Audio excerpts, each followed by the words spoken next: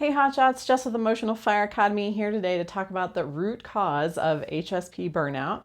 Subscribe to my channel if you are a highly sensitive person looking to transcend your sensitivity. That's what we do here. Welcome. I am Jess. I am an NLP master practitioner and former firefighter. Now, I am excited to announce today is the launch day for our first Emotional Fire Academy. Woohoo! It's called Flammable to Fireproof. That's the theme this year. And it's only available for a limited time. I'm just doing pre-sales only. Now, what does this get you? If you decide to enroll in this, you get 7 weeks of guidance, you get a daily lesson. Some of them are going to be live, some will be pre-recorded that you can do on your own. We're going to have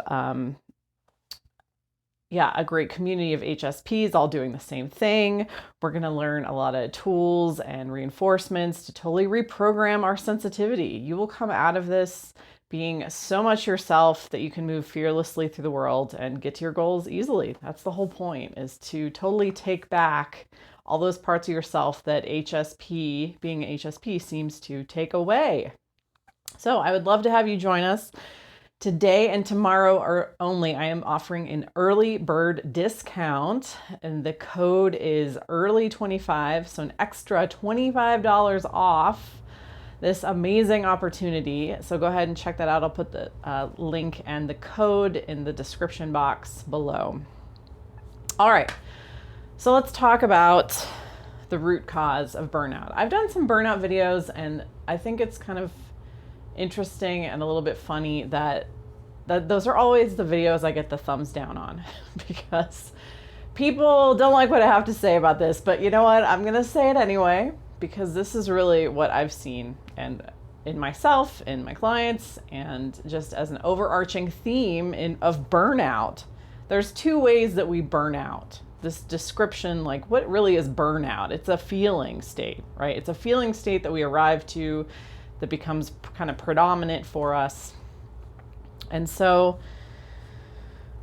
one of the first root causes, the major root cause of burnout, is doing a bunch of stuff you don't want to do. And why does this cause burnout? It's like putting the gas and the brake on at the same time in a car. Those tires are spinning, but you also have the brake on, so they're literally burning down. It's just this frenetic energy that is just burning itself out. Why does this happen? Because we're holding a belief that I don't want to do something, but I'm doing it anyway because of XYZ, because I should, because of this, because of that, because I have to have a job in life to be able to survive. So we're forcing ourselves, our body, to do something, and our mind to do something that we don't want to do because we're holding a belief that we have to do it. So let's look at the emotional fire triangle, and what happens here is that sensation of burnout. Gotta get my cap off here.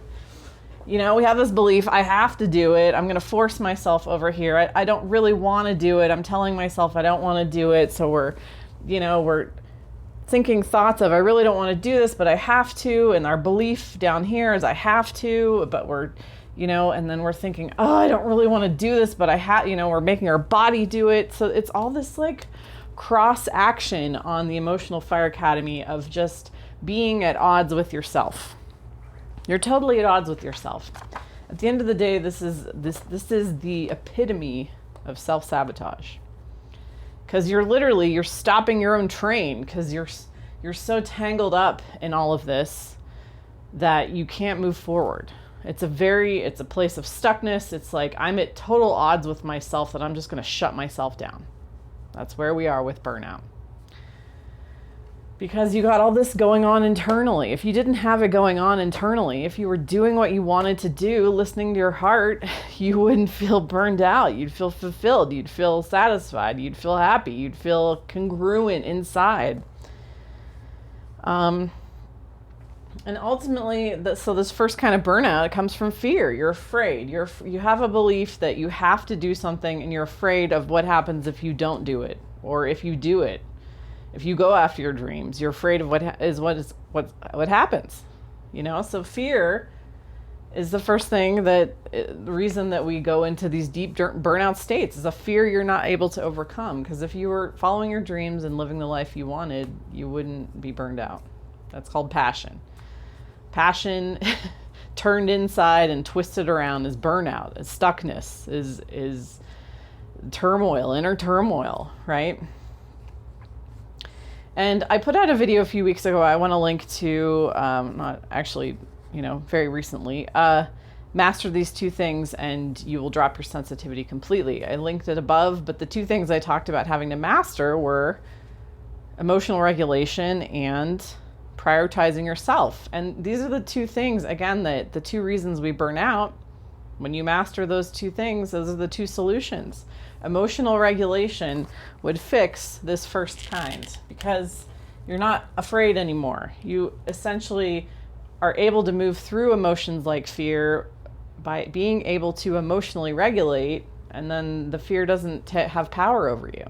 The fear doesn't hold you in these twisted up, tangled patterns where you continue to just burn through your own energy and resources because you're stuck, right? So the quick fix to the first kind is either, the longer term solution, the more sustainable solution is learning emotional regulation. The quick fix is moving past that fear, doing what you're afraid to do, following your heart.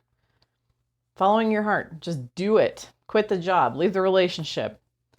I had a potential client that called me for a consult. This gentleman was in an arranged marriage, and the mother-in-law was living with them. He had to quit his job because he wasn't able to work anymore physically. And he was doing so many things that he didn't really deep down want to be doing, that's the epitome of, I want to be working, but I can't. My body isn't letting me. I want to be ideally in a happy marriage, but I didn't get to pick this person, so the quick fix is move through the fear, do the things that you need to do and get to the other side and follow your heart. I can't decide that for you. This is only up to you. Your heart knows the answer to this. But that, again, it was a great example, and his major complaint was burnout, just severe burnout. And it's no wonder, because that is a perfect example of that first instance of burnout where I have to be in these situations. I have to do this because my body isn't letting me, because the marriage was already arranged, because her mother needs a place to live, whatever the story is that we're telling ourselves, and it twists us up and tangles us up because deep down we don't want to be in this situation. We don't want to be doing this. We don't want to be forcing ourselves to do this. So what is the second type of burnout that happens, I think? As I was thinking about this, the second type of burnout is more of I'm doing this something, but I'm not getting the result that I want from it, right? So this starts to reveal to us why we're doing things, right? We often will pursue certain things because we think that the outcome of that action will produce a feeling state inside of us. Right? I'm with someone because I want to feel loved. I want to feel loved and appreciated and cherished. And that's my motivation for being in a relationship, as opposed to being single or, whatever other situations there are in love. So I'm doing this to get that. I'm doing something out there in the reality to get a feeling state inside of me, to generate a feeling state. So this comes down to chasing. This is the second instance where we burn out, is that if we're doing something, but we're not getting that result that we want, we're chasing the feeling of that. Chasing is the second burnout, where we just get tired of chasing. We get tired of chasing something because we're not getting what we want out of it. A feeling state. It's always a feeling state. We want to feel a certain way.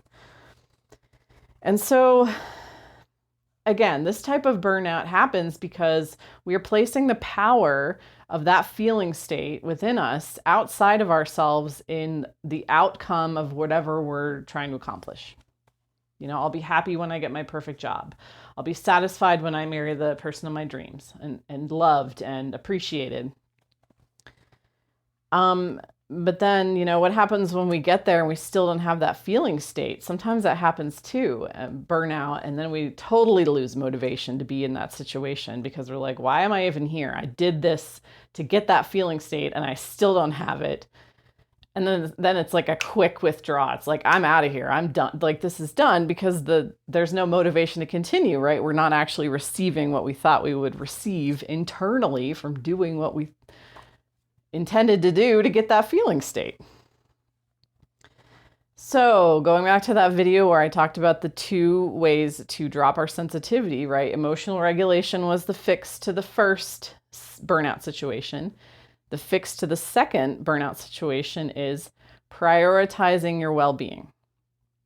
This can be interpreted a lot of different ways, but instead of chasing, starting to auto-generate the things that we're looking for out there, auto-generating them in here.